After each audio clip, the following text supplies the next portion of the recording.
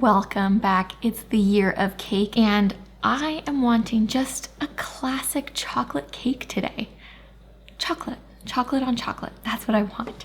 So I'm going to use my chocolate cake recipe, but I'm going to change it up because something that I want to try is to bloom the cocoa powder. So using hot coffee to bloom it. We'll see how that changes things. And today, instead of an American style buttercream, I'm going to try a Swiss meringue style with aquafaba, which is the bean water from a can of chickpeas. So let's get started with that. I'm gonna put my apron on.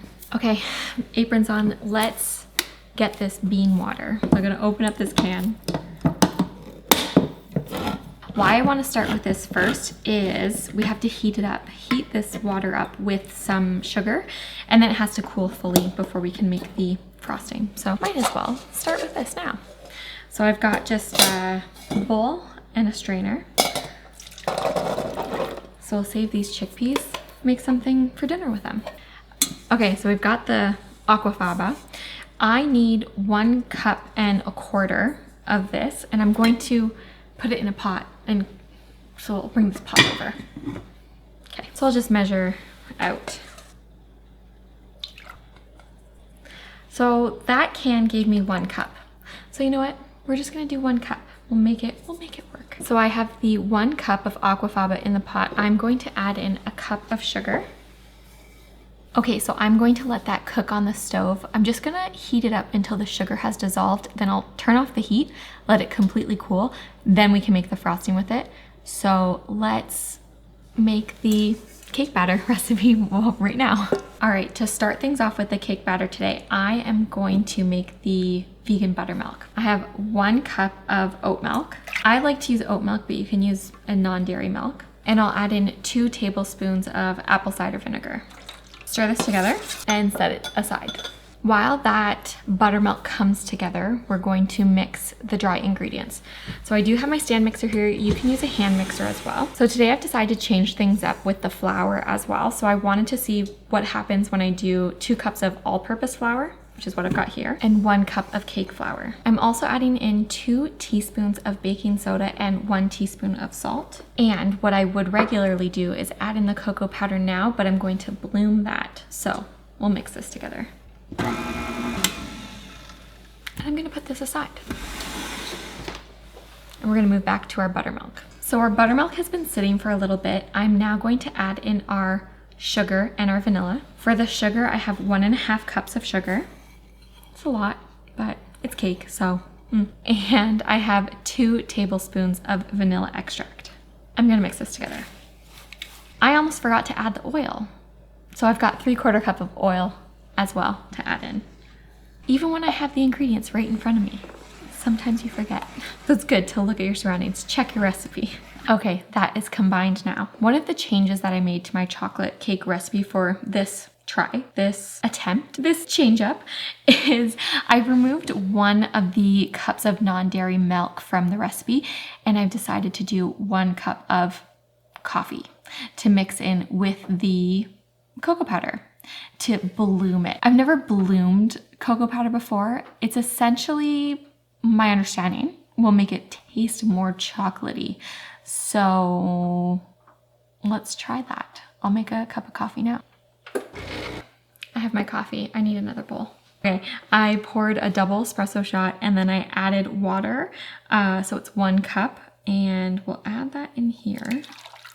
And I have 2/3 cup of cocoa powder. I'm gonna whisk this together. Oh, it smells so good. It smells good. Oh, Eric is waking up. So I'm gonna bring him down and he's going to watch as we finish mixing the cake and then put it in the oven. Let me go get him. Short little nap. Eric is sitting in his high chair watching, and I gotta say, I'm excited for when he is big enough to be able to join me on the counter with Felix and help me cook and bake and make all the different things. It is so much fun, so messy, but so much fun to do that with Felix. And I'm excited to do it with him too, and the 2 of them together. A blast. Anyways, back to the cake. So this has come together. I think I'll add it into the wet ingredients. I'm sure that feels like the right thing to do. So we'll add that in here. I'm just gonna combine this all together. And we'll bring this back over. We'll add the wet ingredients into these dry ingredients and let it mix together. And mix it together. I tend to like to mix until smooth with my chocolate cake. Just make sure it's got everything. All the ingredients are getting well incorporated. I've pulled out my 9-inch cake tins today. I've already prepared them. I've greased them and then I added some cocoa powder, sprayed that on, like sprinkled it on, and tapped out the excess. That works as a way to keep them from sticking, not having to use parchment. I like that. So I'm going to eyeball. So I think my scale broke. These are going in the oven for about 35-40 minutes. I'll let you know how long they take. The cakes have cooked and they have cooled. Now I'm going to continue making the Swiss meringue style buttercream. So I have the mixture that we made earlier on the stove and it has completely cooled. I'm going to pour it in here. I'm going to whip this on high for about 3 to 5 minutes. It's really going to start frothing and kind of foaming.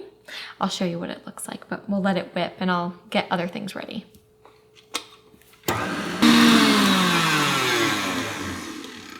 Let me show you how this is looking.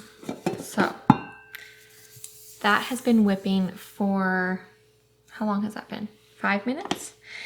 And it's pretty good, right? That's just the sugar and the bean water, the aquafaba. So now I'm going to add in cream of tartar and some powdered sugar. So I've got half a teaspoon of cream of tartar in here and I've added in 2 tablespoons of powdered sugar. I am going to mix those together and add them in about 1 tablespoon or a teaspoon at a time while this whips, and it's gonna help to strengthen the peaks.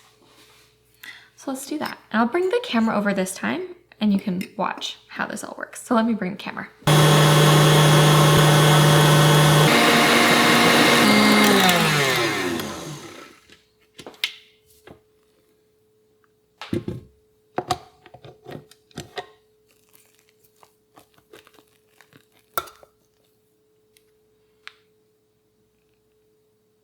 Okay, that's what our meringue is looking like now.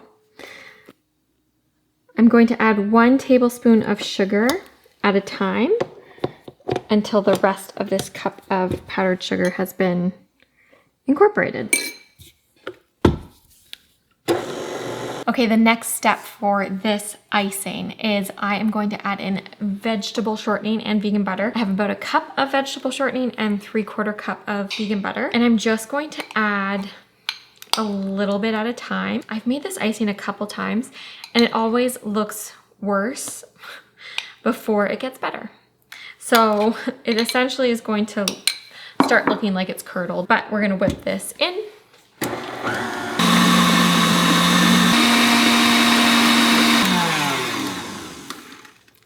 So I'll show you right now. Oh, I'll pick that up. Kind of have to trust the process a bit. So let it keep whipping. Okay, so I let this whip a while longer. It is looking good, but it needs some vanilla. Okay, and I've got my vanilla. This is 2-3 teaspoons. Whip that in. So adding in the chocolate, I have melted half a cup of chocolate chips and they are fully cooled. So I'm gonna add this in. And I have 2 tablespoons of cocoa powder as well. So we'll add that in. Let this come together.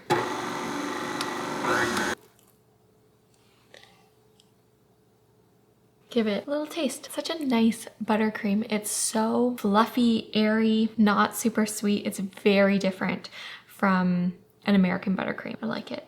So now it's time to assemble. I'll get everything ready. All right, for today's cake, I just want to keep it simple for decoration. So I'll do a little. I'm not trimming it. Actually, should I trim it? No. I just want chocolate cake. Let's do it. Yeah, I don't know. I just had a craving for like a nice chocolatey cake, good frosting. And yeah, I don't feel like trimming this cake today. I just want to keep it simple, keep it rustic. We're doing lots of fun things, but like a easy, basic cake. Well, this frosting's a bit more involved. And then we'll just put this one on top. And you know what? No crumb coat. No crumb coat today. There we go. I should fill in these bits.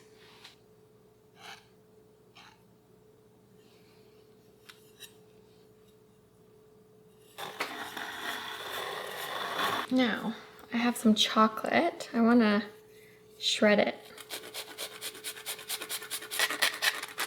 Okay, time to slice in. You can hear Felix or Eric. I cut a slice for Matthew too.